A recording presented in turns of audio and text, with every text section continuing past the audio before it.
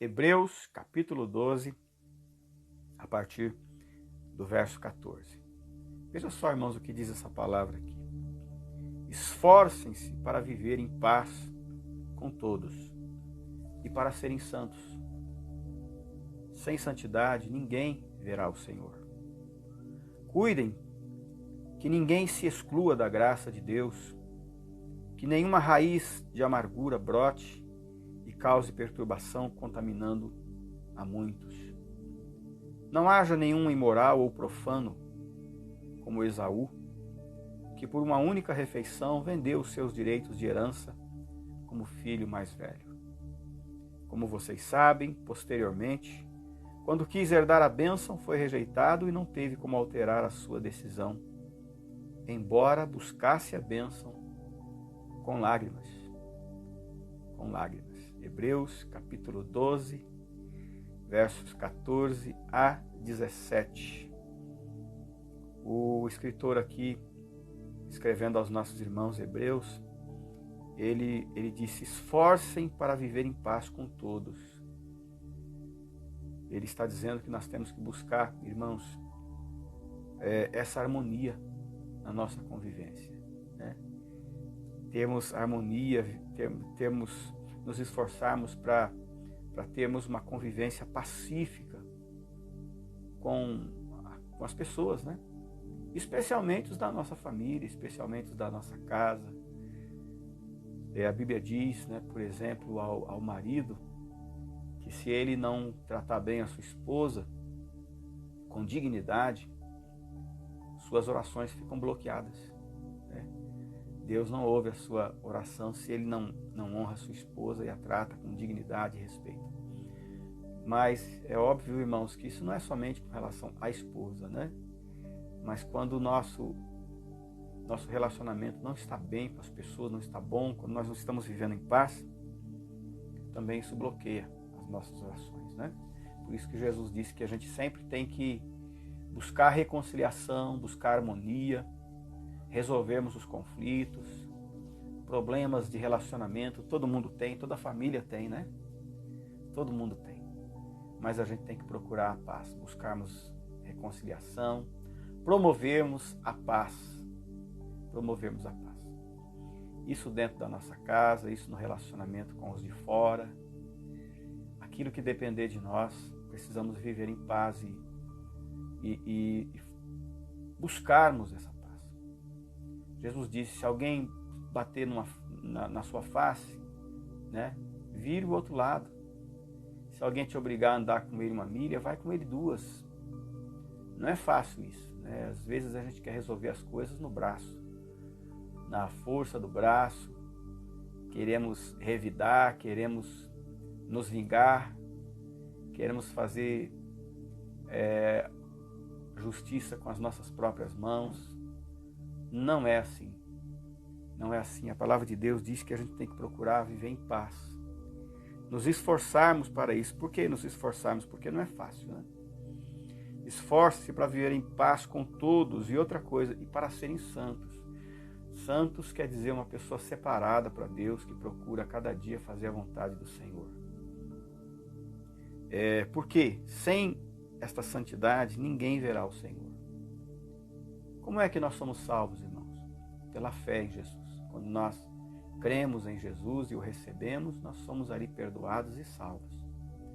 Mas a gente precisa permanecer no caminho, vivendo uma vida de santidade, né? Procurando consertar aquilo que está errado, aquilo que Deus tem nos mostrado claramente que Ele não se agrada. Porque também, se nós não estivermos vivendo uma vida de santidade, ou seja, nos afastando do errado, do pecado, daquilo que não agrada a Deus, isso bloqueia também as nossas orações. Deus não ouve a pecadores, né? Isso significa o seguinte: Deus não ouve quem vive no pecado, quem conhece, né, a vontade de Deus, mas de forma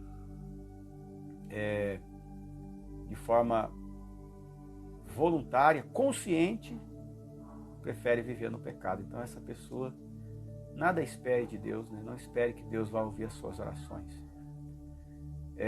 Porque uma vez que a gente não conhece a palavra de Deus, é uma coisa. Uma vez que a gente não sabe qual é a vontade de Deus para nós, é uma coisa, né? Mas quando a gente sabe e não pratica, já é outra. Então, isso chama-se santificação, quando a gente procura viver a cada dia mais perto de Deus e mais longe do pecado, abandonando as coisas erradas, pois sem essa vida de santidade ninguém verá o Senhor, diz aqui.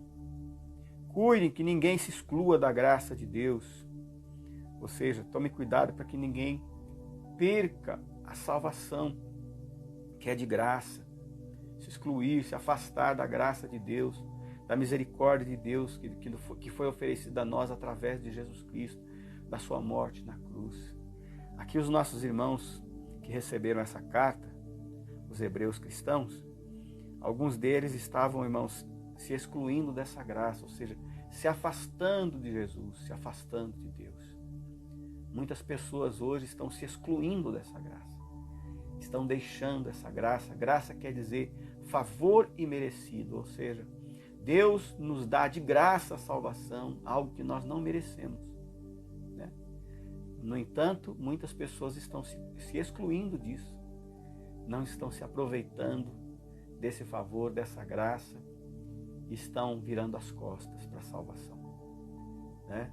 Então, nos diz aqui também o texto, que nenhuma raiz de amargura brote e cause perturbação, contaminando muitos. A gente tem que cuidar também para que o ressentimento, a mágoa não se instale no nosso coração, né? Como a gente se entristece facilmente com o comportamento de certas pessoas, né? Até mesmo pessoas da nossa família que amamos. Na verdade, aqueles que mais amamos são aqueles que muitas vezes mais nos ferem, né?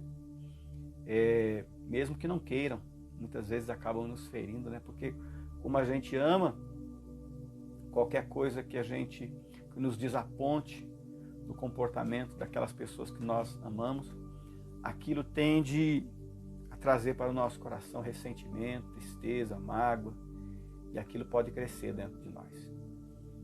Então isso com relação àqueles que estão perto de nós, na família, mas também aos de fora, a todos, né? No nosso relacionamento, no dia a dia, nós temos que tomar cuidado para não deixarmos a amargura se instalar, o ressentimento, a mágoa, porque nasce, né, uma sementinha que brota, nos diz aqui, né? Raiz, é uma raiz de amargura. Uma raiz de amargura, ou seja, essa raiz, a raiz debaixo da terra, ela vai criando ramos, né? Ela vai criando força, vai se estendendo essa raiz vai crescendo dentro da terra. Às vezes assim a mágoa, o ressentimento vai crescendo no nosso coração, a gente nem percebe. E chega num nível tal que contamina outras pessoas. A gente acaba passando dessa mágoa, desse rancor para os outros, né? Então, por exemplo, se alguém nos fere e a gente não perdoa, aquilo vai crescendo dentro de nós.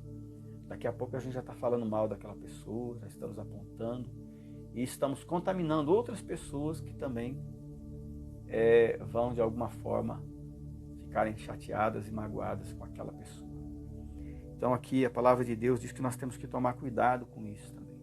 Tudo isso, irmãos, tudo isso impede as nossas orações de serem ouvidas. O ressentimento, a mágoa, né? Então, que nenhuma raiz de amargura brote e cause perturbação, contaminando muitos. Aqui diz o texto. Não haja nenhum imoral ou profano, como Esaú, que por uma única refeição vendeu os seus direitos de herança como filho mais velho. Como vocês sabem, posteriormente quis herdar a bênção, foi rejeitado e não teve como alterar a sua decisão, embora buscasse a bênção com lágrimas. Então, a Bíblia fala que Isaac, o filho de Abraão, né, Isaac teve 2 filhos, Jacó e Esaú. O Esaú, eles eram gêmeos, mas Esaú acabou nascendo primeiro, portanto ele tinha o direito à primogenitura, ou seja, ele recebia uma herança maior por ser o filho mais velho, recebia uma herança diferenciada dos demais filhos. E além disso, era o líder do clã familiar, né? Então era uma posição de honra. Mas diz a Bíblia, irmãos, que certa vez Esaú, voltando do campo, estava com fome e Jacó estava preparando um guisado, né, uma comida, e ele quis comer. O Jacó fez a proposta, né? Só se você me der o seu direito de primeiro filho. Então, por causa daquela recompensa momentânea e por causa daquela recompensa imediata, o Esaú abriu mão, né, de toda a herança que ele teria para receber futuramente. Então a Bíblia diz que também eu e você temos uma herança que vamos receber do Pai Eterno. E que a gente não pode trocar essa herança por recompensas imediatas agora. Coisas que possam nos satisfazer aqui momentaneamente, mas não pode trazer fruto eterno. Pelo contrário, traz condenação eterna. Às vezes, irmãos, eu e você profanamos também as coisas de Deus dessa forma, considerando-as desprezíveis, porque as trocamos por qualquer coisa. A gente troca, por exemplo, um culto por um descanso, troca uma leitura da palavra de Deus por uma valorizamos mais as redes sociais, né? A gente troca um momento com Deus de oração diária, porque a gente diz, eu estou cansado, deixa para depois, e a gente vai protelando. Quando a gente coloca outras coisas no lugar do nosso tempo com Deus, nós estamos profanando, porque estamos desprezando o sagrado, né? E às vezes por recompensas passageiras, momentâneas, esquecemos de priorizarmos a herança eterna. Jesus disse, onde estiver o vosso tesouro, aí estará o seu coração. Por isso ele disse que a gente tem que ajuntar tesouros nos céus. Então, aqui o Esaú desprezou a bênção futura por causa de uma recompensa presente, momentânea. Que não façamos isso. Deus tem uma recompensa eterna para mim e para você. Diz aqui que com lágrimas depois ele tentou reconquistar a bênção, né? Posteriormente, quando quis herdar a bênção, ele foi rejeitado, não teve como alterar sua decisão, embora o buscasse com lágrimas. Talvez, meu irmão, mesmo servindo a Deus, hoje você tem chorado. Mas as lágrimas de hoje nem se comparam com as lágrimas daqueles que desprezam a Deus no dia final, no dia do juízo, né? As nossas lágrimas de hoje, os nossos sofrimentos e as nossas lutas, de alguma forma também contribuem para que a gente se aproxime de Deus, percebamos o quanto dependemos dele. Choramos sim, passamos por lutas e tribulações hoje, mas as lágrimas que vão ser choradas por aqueles que desprezaram a Deus, que viraram as costas para Deus, não tem como descrever como será esse sofrimento, como será esse dia do total afastamento de Deus, dessas pessoas que desprezam o Senhor e a sua vontade. Não tem como descrever. Jesus chamou esse lugar de sofrimento de inferno, né? Onde o fogo não se apaga, o bicho não morre. Então Jesus descreveu que lá estará o diabo, os demônios e todos aqueles que rejeitaram a Deus e a sua vontade. Então que eu e você não desprezemos o Senhor, nem a sua vontade, nem a sua palavra, mas permaneçamos firmes. Amém, irmãos? Fica aqui, irmãos, essa palavra para a nossa meditação. Eu quero orar agora por você, orar pela sua família. Vamos falar com Deus?